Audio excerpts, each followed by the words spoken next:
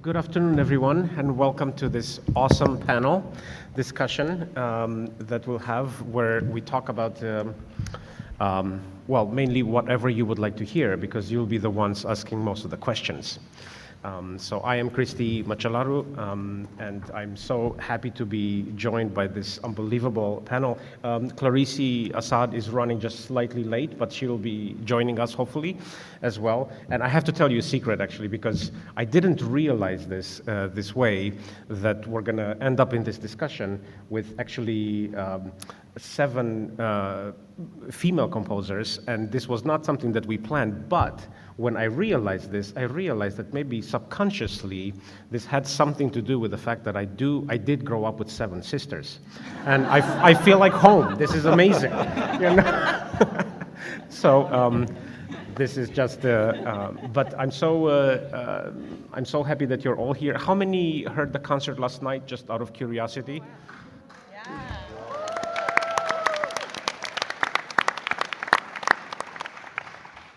And I'm assuming we're all coming back tonight. I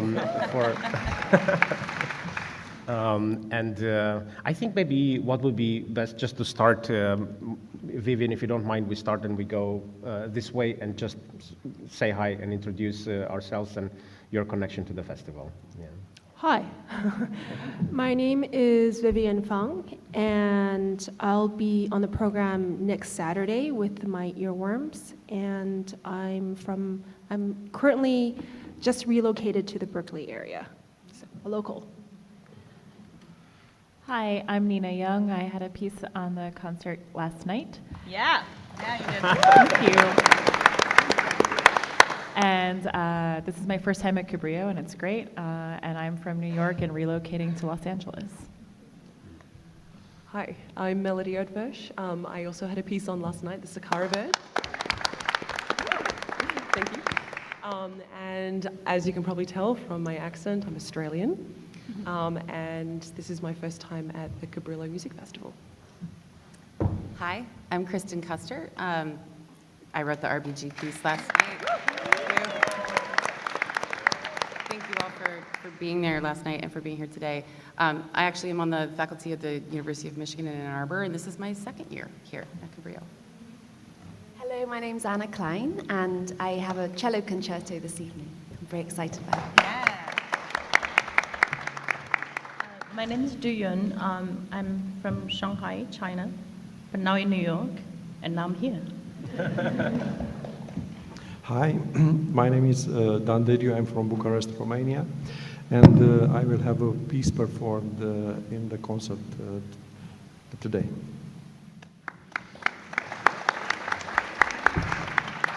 Very cool.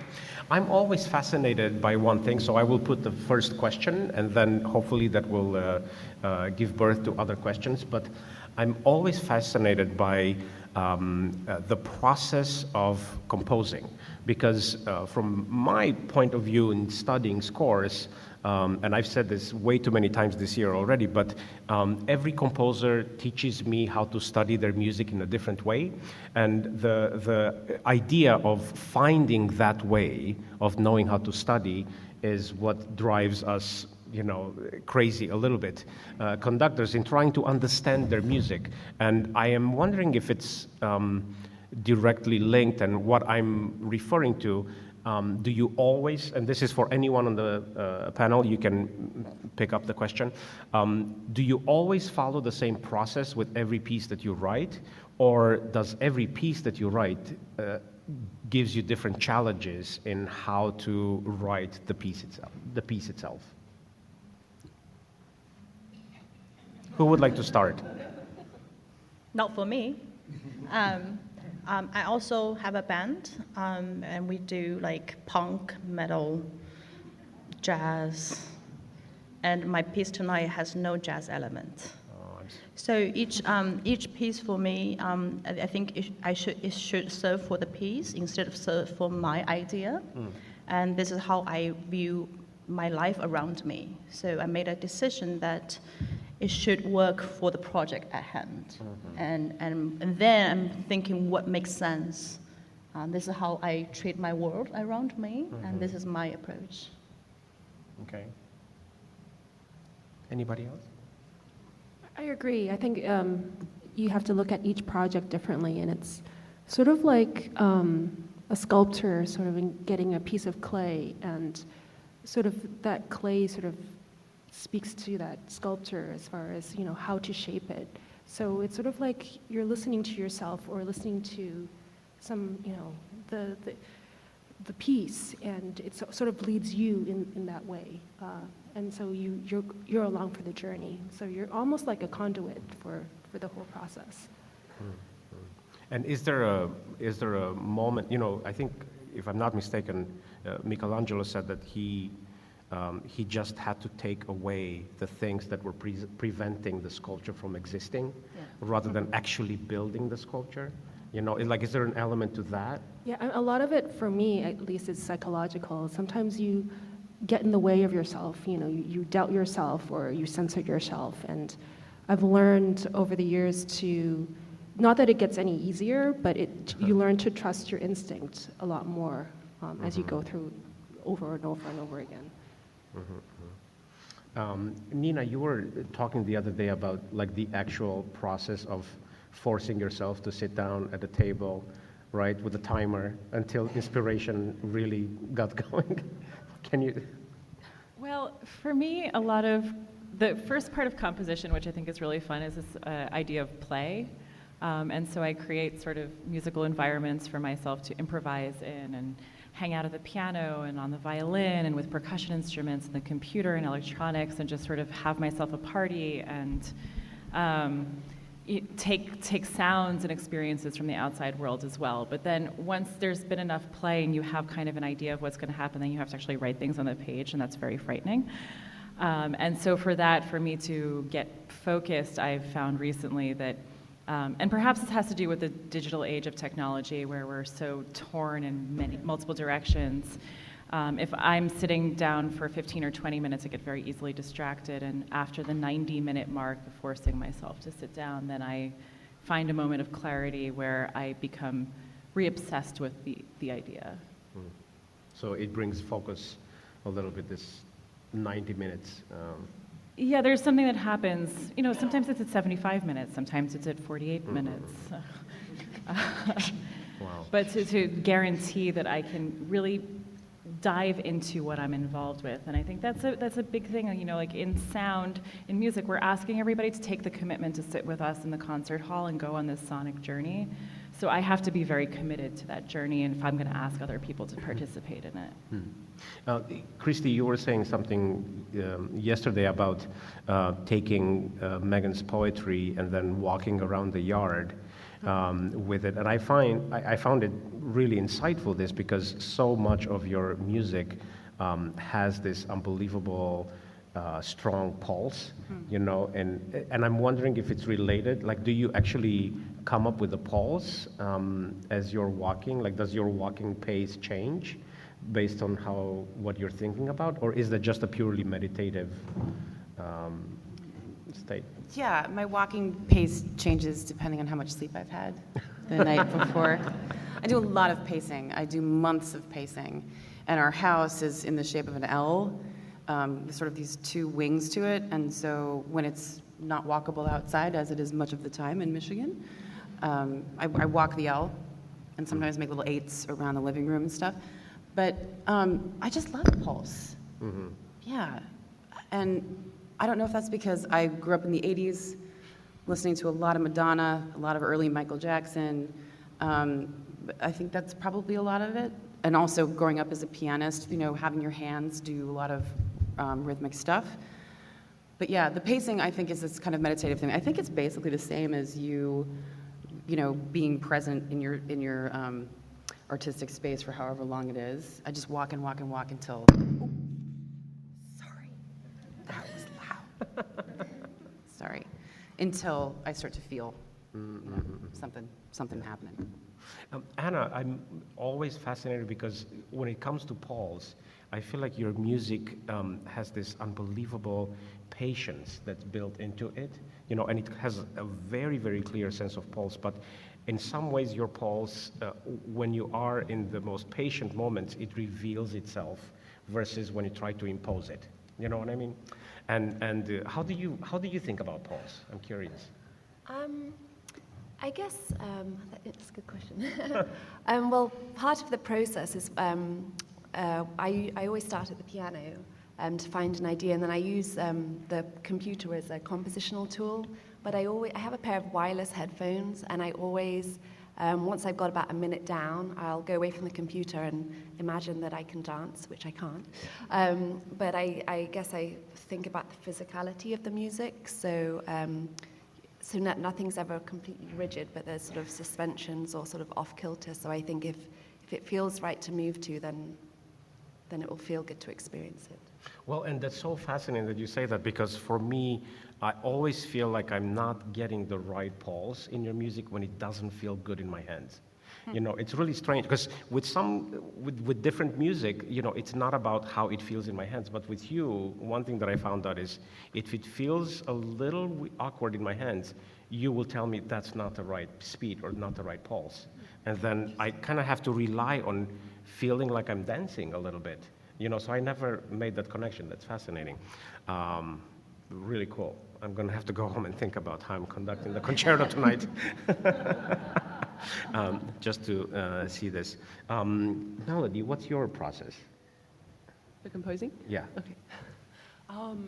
I've gone through a bit of a roller coaster with how I compose, because when I first went to my undergraduate, I was kind of beaten over the head very, very strictly to diminish my dreams of becoming a film composer. And I was told to go and listen to solo clarinet music and really try and engage with contemporary music more, which I did, and I loved it. But then for me, it was coming back to that once I stopped learning from older composers, that I did what I wanted. And so my process became a lot more intuitive after that, which I loved. Like it made so much more sense than trying to map out everything and stick to a plan, which I do not do at all. Yeah. Yeah, it is very original, you know, what you write. But I do also love in your music that I always feel like, you know, in the back of your mind, you know exactly what someone else would have done.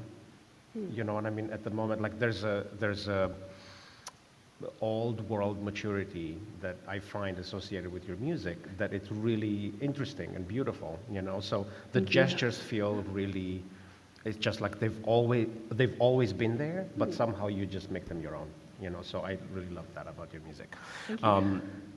Don, you had so for Don's piece tonight, and I showed the orchestra the picture of the map. Don took the map of, well, do you want to talk about it rather than me saying? Yes, it is one of the possible interpretations. I have given more directions in order to comment on my piece, but especially because we are talking about the compositional process, I think composition is connected to life. To be a composer is not a 8-hour job, and you are either 24 hours composer or not. I mean, the writing down of the score, it's only the last stage of the compositional process, because the inspiration can come from anything, from an intonation of a person, from the rhythm. Of course, it's an anecdotal beginning of the Fifth Symphony by Beethoven, but something real, I think, there was there. Or a combination of sounds or something. So I think you have to collect all these details. Myself, I'm doing this. I have sketchbooks where I'm connecting different details. I don't know for what, but sometime I will use them. Or if I'm not using them, they are increasing my critical mass of finding material, finding ideas, and finding myself, because we express ourselves in our music. Beautiful. Well, I would love for you to have a chance to ask any questions that we have. If you have something, please, we have microphones. So, Sienna, would you?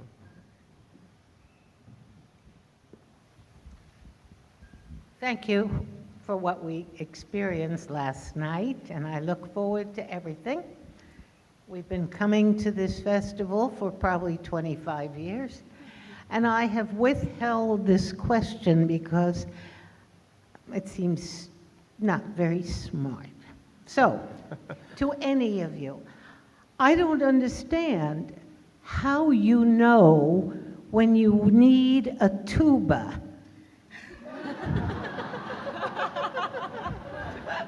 Do you get the gist of my question? I'm just amazed.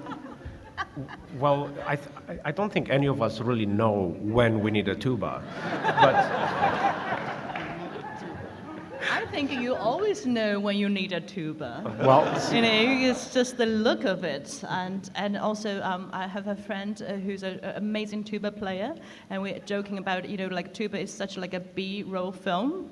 And, you know, you either can be really, really good at it, or you sort of like look silly in the orchestra.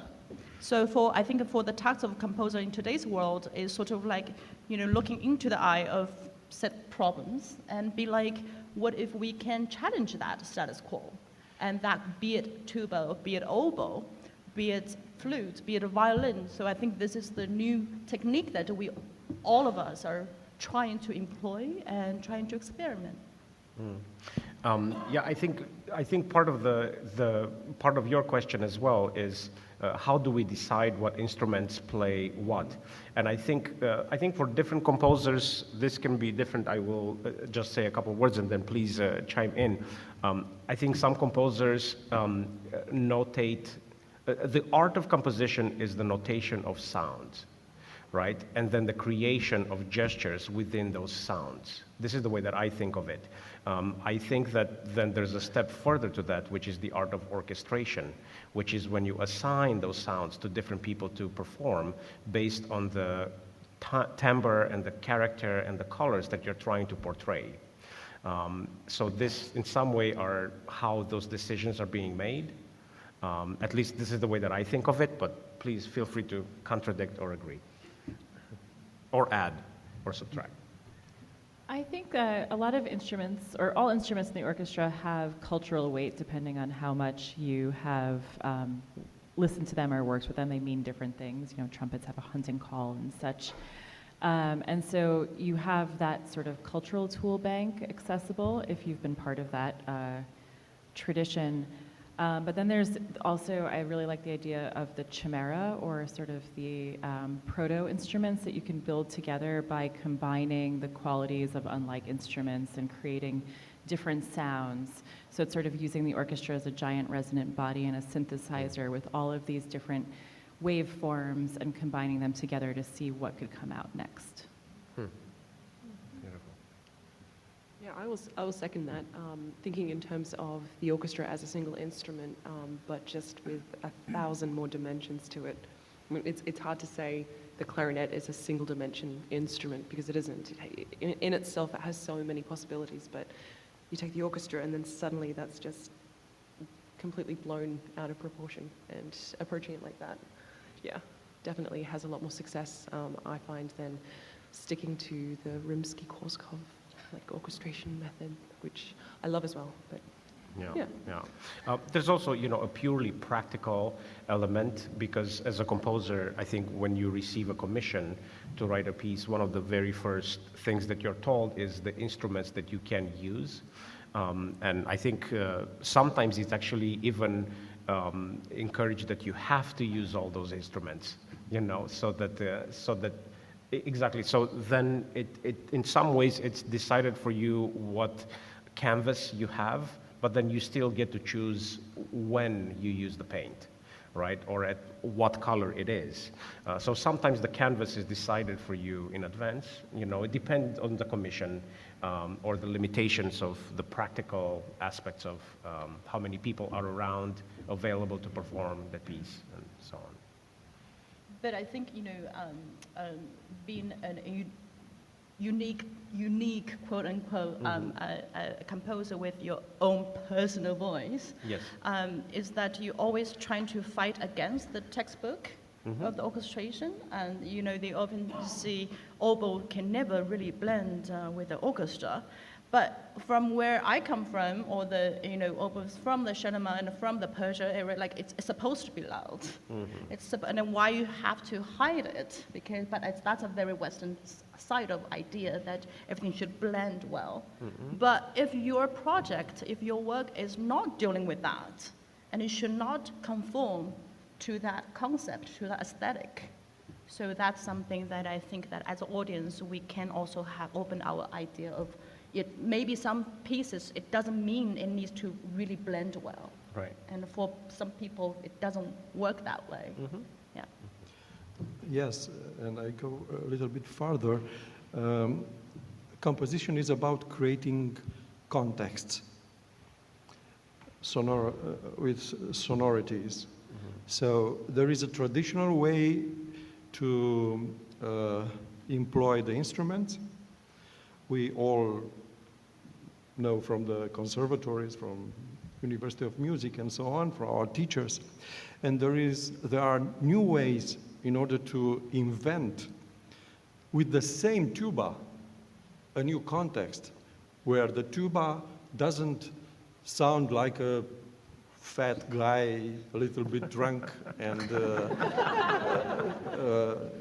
like a Falstaff, for instance, but could be imagined by a composer in order to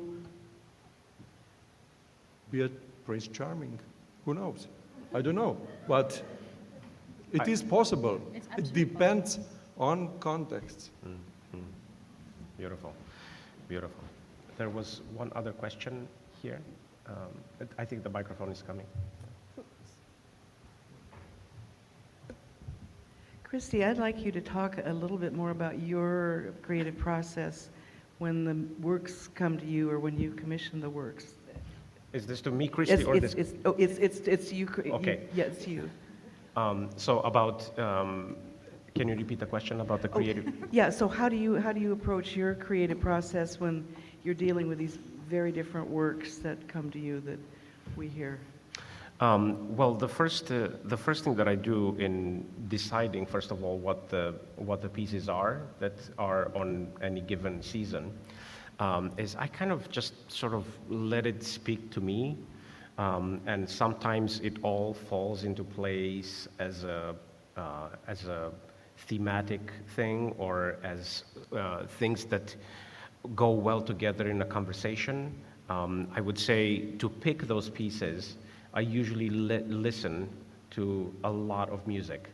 And sometimes I'm really drawn to a piece. You know, like Duyon and I, we never met before. You know, we've never collaborated before.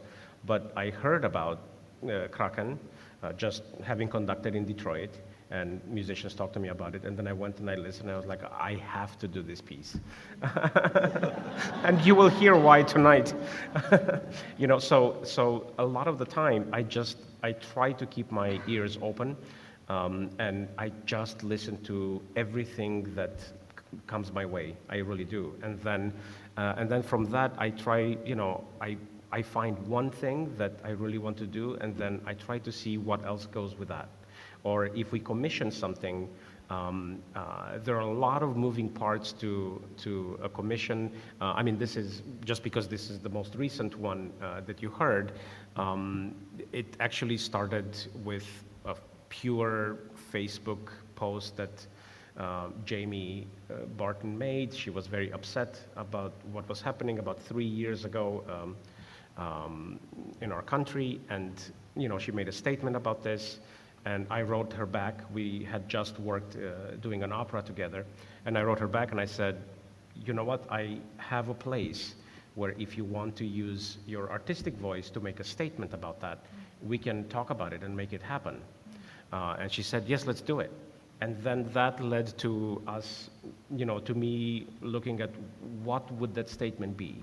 How can that be? And then, RBG came to mind as a direct representation of my own search as a father to try to find real heroes that I can give my kids, and real people that we can celebrate their achievements in creating a better society for all of us. And then that led to finding Christy and talking to her, and then she said, you know what, I know exactly the right person that should write the libretto, and then she brought Megan on board. And then, so all of this happened this way, and then the piece happened last night.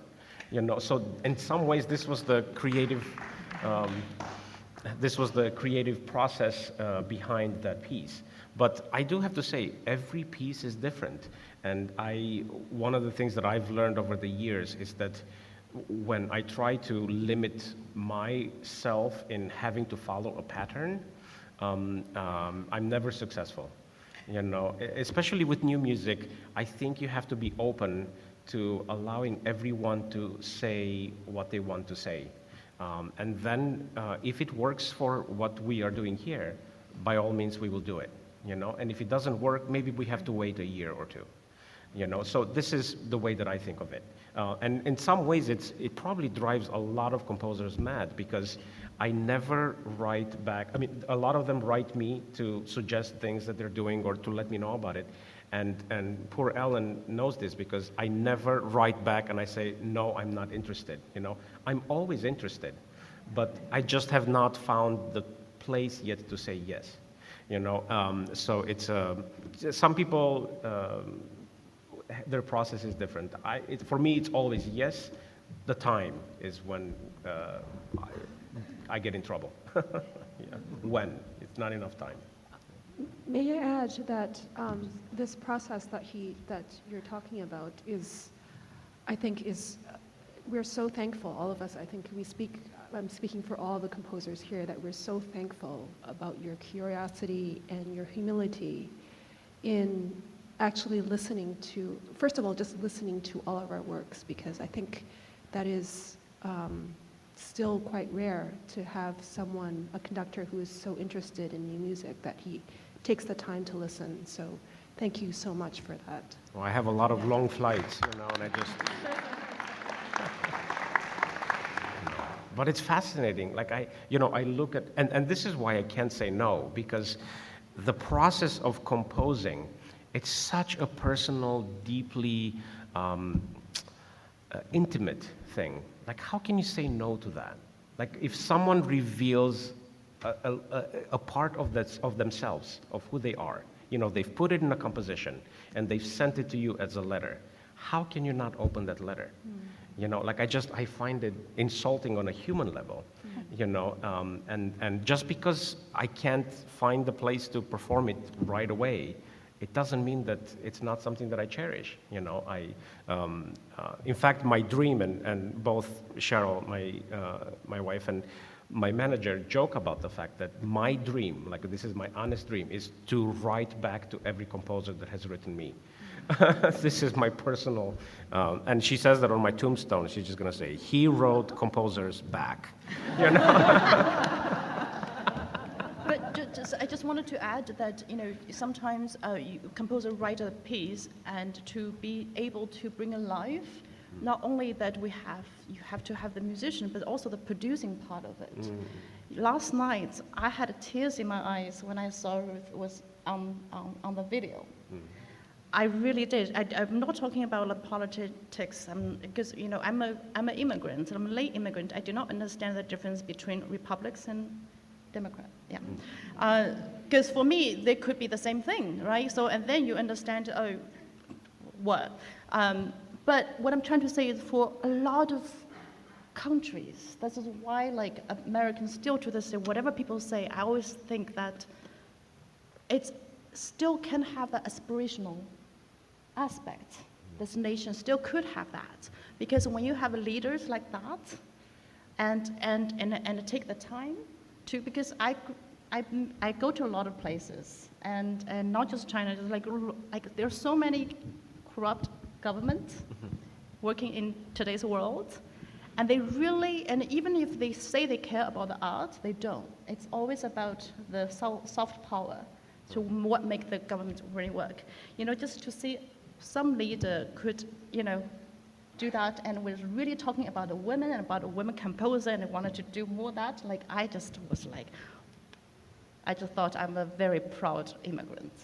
So thank you so much for producing that. That's also part of our audience reaction.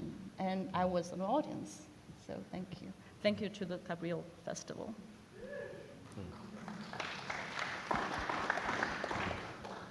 Question, yes. Oh, please. I'll pass the mic. Kind of building off that statement that composing and creating artistically is so vulnerable, I'm curious if anyone has experienced imposter syndrome and how you've dealt with that in your professional career.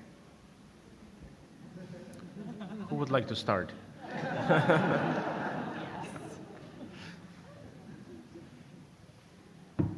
Yes, all the time, and particularly when starting, I think it's, well, perhaps it's at all phases of the project, but when starting a new piece, I always can't remember how it could possibly have been me that wrote the previous one, and I think that I don't know how that happened. And in some way, in the middle of the piece, you doubt everything, and at the end of the piece, you have no more control over it. You have to give it to someone, and then you're just like, well, this is garbage, and sometimes it is, and sometimes it isn't. But I also think, as an artist, if you're not questioning yourself all the time, you should go and ask yourself some questions.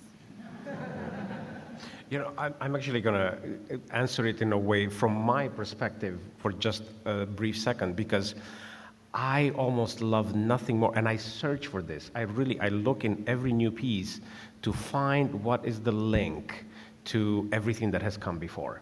And this obsesses me as an artist because it makes me feel like I've understood where I love knowing where things have come from, because I'm a strong believer that art doesn't get born in a vacuum, and we're all using the exact same notes that Bach and Mozart did, well, with some exceptions, I think, in terms of the extended techniques.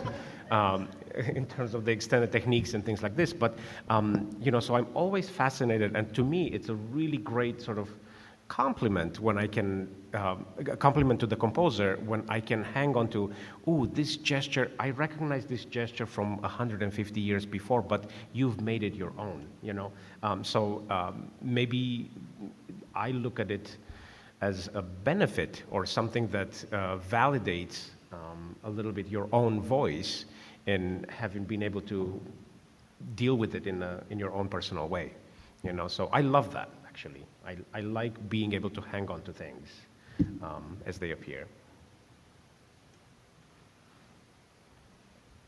Just 1 second, we need the microphone so that everyone can hear. There's a question in the front.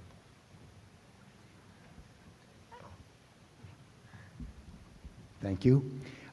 Creative writers often talk about periods in their writing where a character will begin to take over the story. And that creates an interesting tension. Should the writer be led by this character who in some sense knows more about this story than they do? Or do they need to rein in the character and not get carried away by the character? Is there anything analogous to that happens in any of your composing? Yes, I think so. Music is the same. I mean, on the under language level, the fluxus, fluid, it's sort of same like writing a novel, because there is a certain point from where the composer doesn't have the same control like in the beginning. So let's say the characters of the music or the themes, no? Or if it's music without themes, then the colors and something, the form, let's say, has its own will. And you cannot go against the music. You have to feel it and to go for it in order to sense the meaning of it. This is something very special, and that's why I think it's a fascinating work in the compositional process. And to answer to the other question, I think one of the possibilities is to write it down very quickly, to compose in a fast tempo. If you know what you if you have all your sketches or your preparation, like cooking a meal, no? So for my music, I'm a fast writer. I'm writing very fast. A piece, if I know what I'm doing there and what the material is, the form and so on, so I let myself, like surfing in the wave on the wave of composition, and surf. In 10 days, a symphonic piece could be done. Yes, I mean, by hand. That does not happen in my house. Okay. Does anyone want to come back to the question about the literary? I kind of do. I'm highly susceptible to literary inspiration. And for about 3 years, when I first came to the States actually to study, I was obsessed with The King in Yellow by Robert W. Chambers and its psychological horror. And they're short stories, and I started writing music based on them, and I couldn't stop. And the music took on the character of, I guess, how I felt about the environment within the book and within the stories and how they all linked, to the point where I'm like, okay, now I'm becoming one of these people in the book that can't escape it. Like, once you have read, it's a fictional play called The King in Yellow, and everyone in the book, the characters are exposed to it, and something ridiculously horrible happens to them. Sorry, excuse me. But it gets into your head and you can't stop thinking about it. So I kind of felt like that had happened to me, to the point where my teachers were getting annoyed with me. Like, it was like, why are you still writing about this? And it was really interesting. And just at the beginning of this year, I actually came back to those stories to see what would happen. And I wrote a chamber piece based on one of the stories in there again. And I could get straight back into it. Like, it sounded completely different from everything else I'm doing right now. And I thought that was really interesting. So it's a fantastic question and highly relevant. There was another. Wonderful. I'm very happy about the number of female composers here, and I wanted to ask them,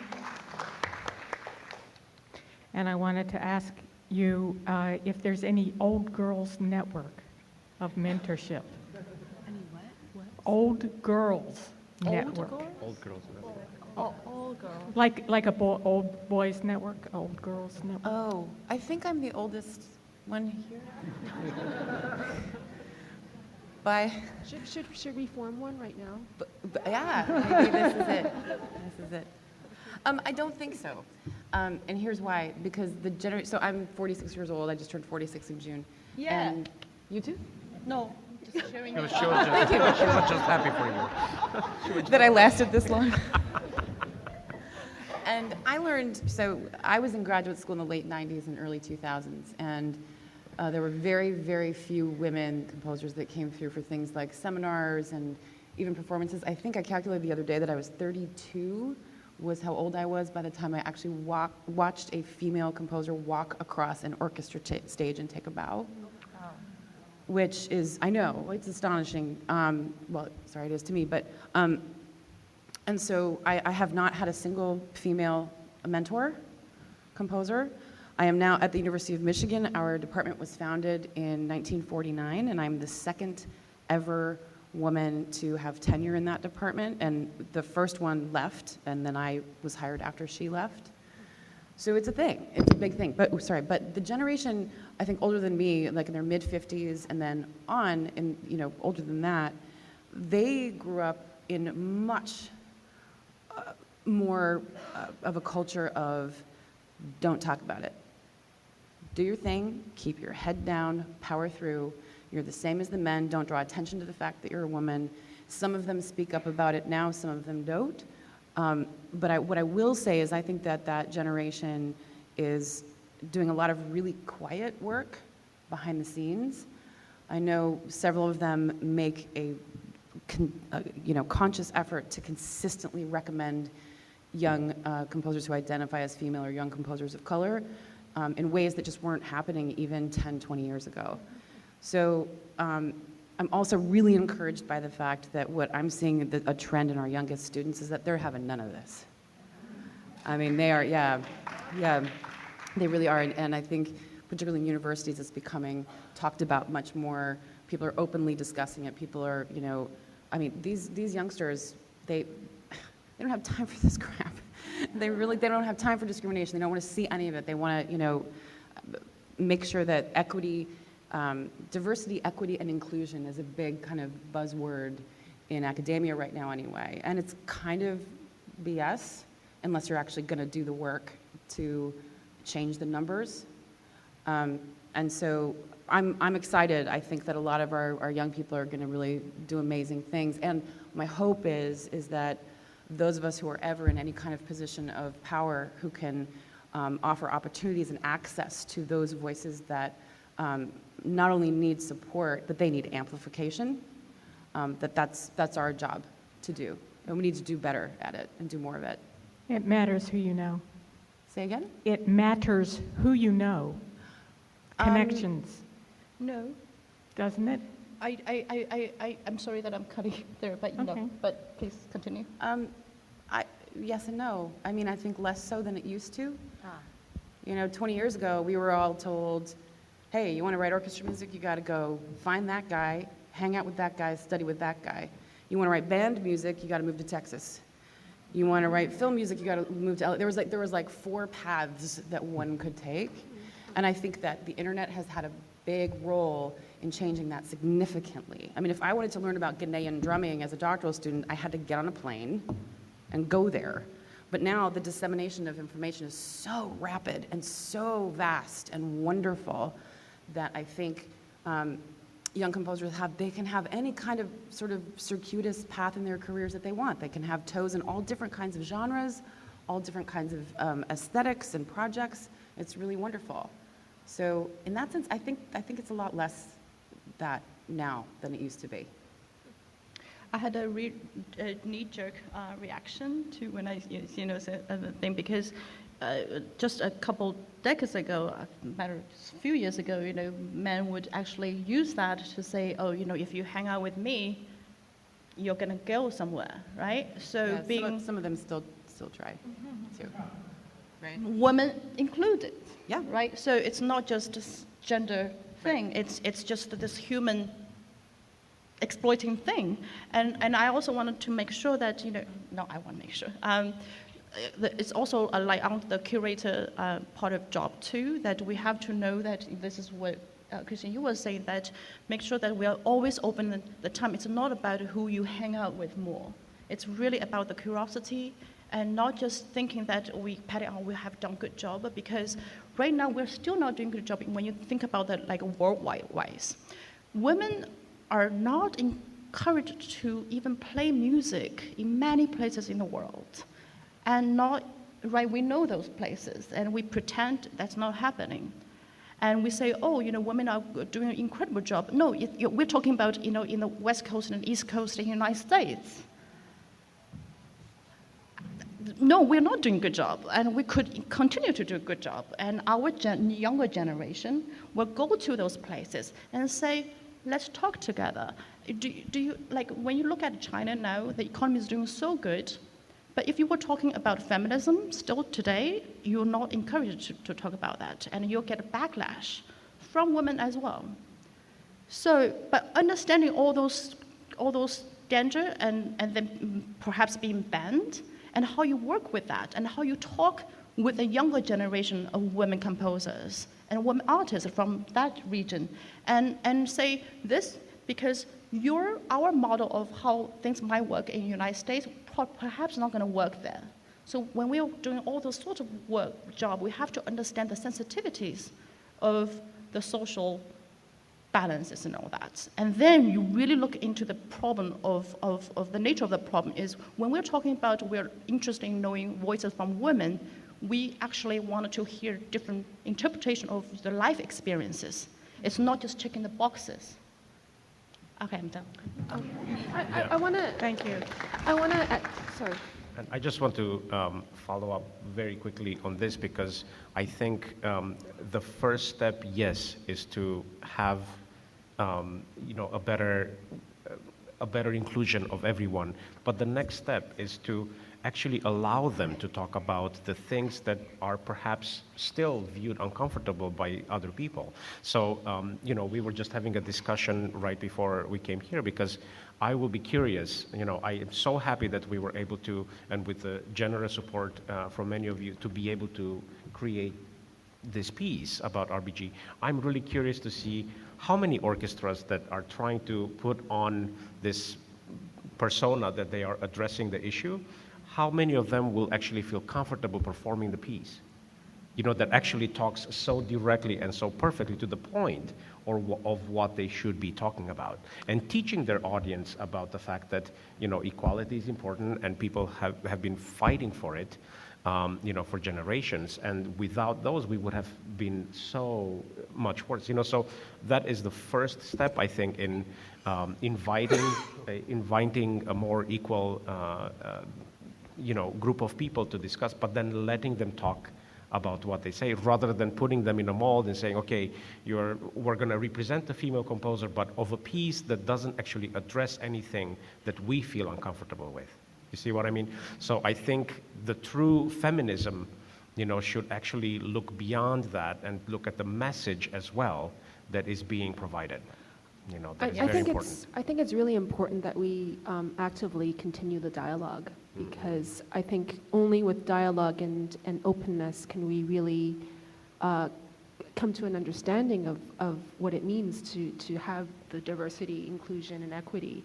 I echo what Christy was saying about, I'm of the same generation as Christy, and I was, there were maybe 5 female composers out of 40 in my school. And, I grew up with my teacher saying in front of a public panel, Vivian, you're going to either become a really good composer or you're going to make babies. You're going to have to choose between the two. So, and this was a public forum. And so, it laid the groundwork for me to actually believe that, okay, it's an either-or situation. And now I think, having a family now, I really make a point of addressing that to whenever I have a chance to say that work-life balance is very important, and it actually, in my case, really added to my creative life to have a child. And so, but without talking about these things, those kind of stigmas would never be really dispelled, and we really must actively talk about it and also address it in our works too. I think it's an ongoing thing. It's not going to be resolved overnight. Absolutely.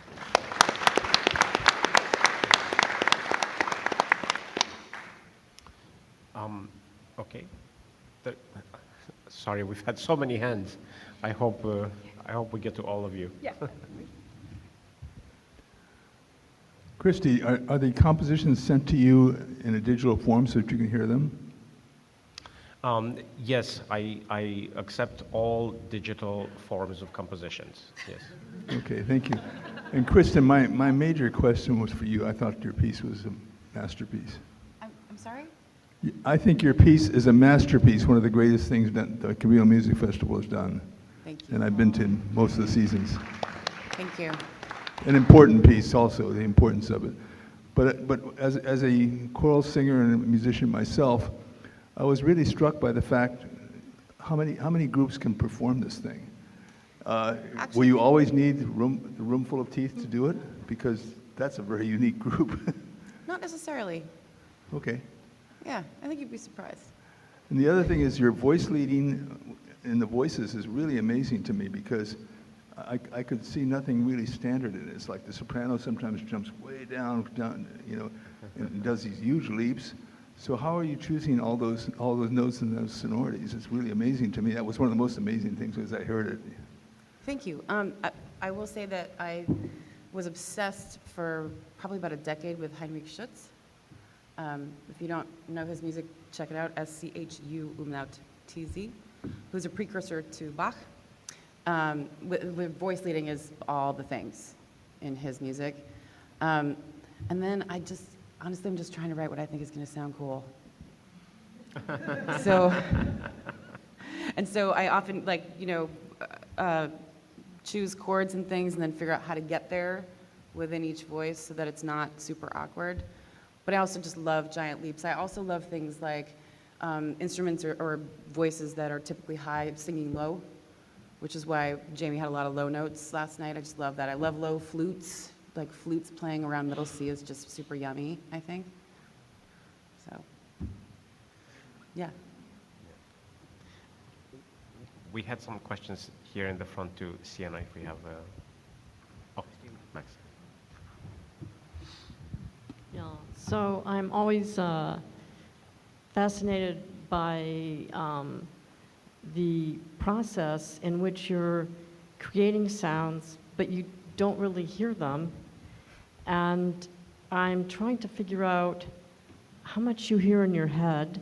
I know, and how well. And I know that at this point you can reproduce some of it digitally or call your friends and have them play parts.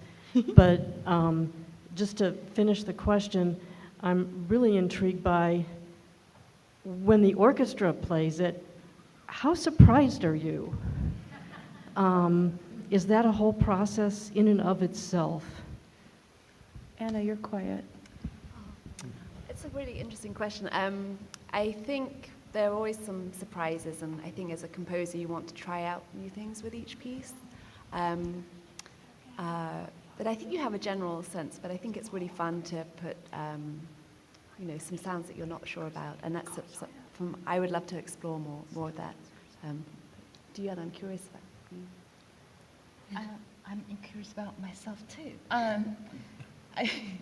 I think it's always sort of like you have this perfect idea of relationship, what that could be, and then you walk in, you see that perfect person show up, and that perfect person, it's like fulfill everything that you had the most romantic, grand idea, and when that person is a real life and a vivid, and that's the first hit that it goes into this sound, you're like, oh my God, I'm falling in love. and especially if you're working with opera stuff, you're living with the story for so long, and then you're like, when they sing, when people voice sing, you just want to die a little. And I think this kind of transcendence and is something that I really go for, because it's not about the total control. It's about the submission to things that are unknown, and it's grander than you. And this is what I meant by earlier, that this idea of the most beloved, and this in a lot of religions, they talk about this higher calling for the beloved and this thing. So music in many cultures, it's only as a pathway to the high calling. And somehow we a little bit lost that. But what if we go back to that? That'd be lovely, isn't it?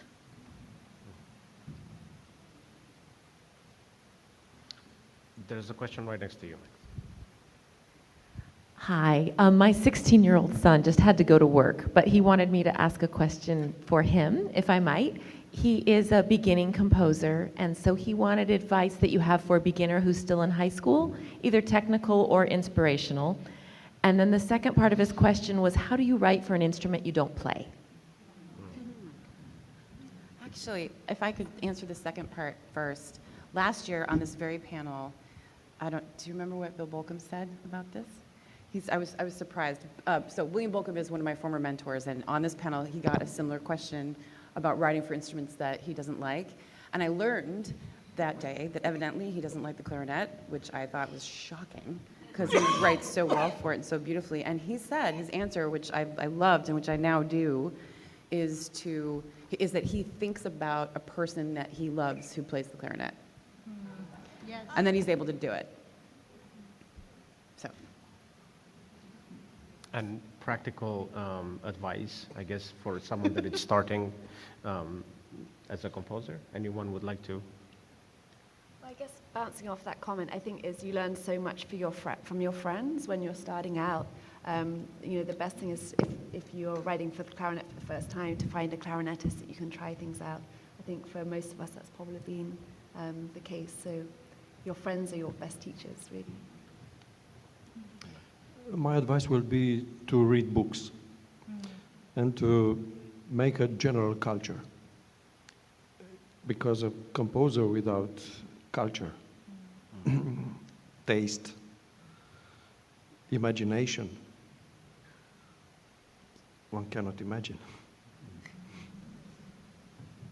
And I would say listen to a lot of different kinds of music, even things that you don't like, and form opinions about them. I think is important. Go to concerts and meet musicians and composers that way. Encourage them to come to the Cabrillo Festival. Yeah.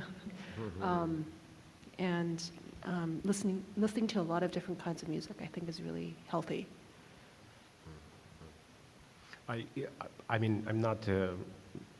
One of the things that I loved doing whenever I started studying music, and this actually really helped me understand a little bit, is I would take music that was already written and just copy it and rewrite it myself. Because actually I love having that relationship with a piece of paper and a pen where I see what it feels like to do that. And I think it makes me feel like I'm connected to Beethoven if I just transcribe the symphony. Maybe I'm just, weird and I need help, but I think there's an element of feeling connected to that while you have to put down all those things. And I don't know, I would think that would be something that would help someone that tries to learn how to write music, because in a way it's like you're talking to, how did you write this? Well, let me see. And then you do it this way. I should make my student do that, There you especially go. the freshman year, because if you're looking at the traditional training, by understanding how the master work is actually you have to just repeat after them again and again and again. There's no score, you just repeat after them to year in and year out until they say, okay, now you can do your own thing, right? So when you look at the visual artists too, that the fundamental of painting is actually to take stencils. Mm-hmm. So that kind of is a fundamental skill of building, and then forget about it. Mm-hmm. Yeah, I'm and then have fun with your performer friends and have crush with people who, always Yeah, crush. I'm a big fan of believing that you can't break a rule that you have not mastered, right? So the first step is to understand the rule and why it exists, and then, break it. That's where genius happens. Yeah. Well, this is all the time that we've had for today. I'm so encouraged by seeing that there are a lot more questions left for next year. Thank you very much. See you tonight.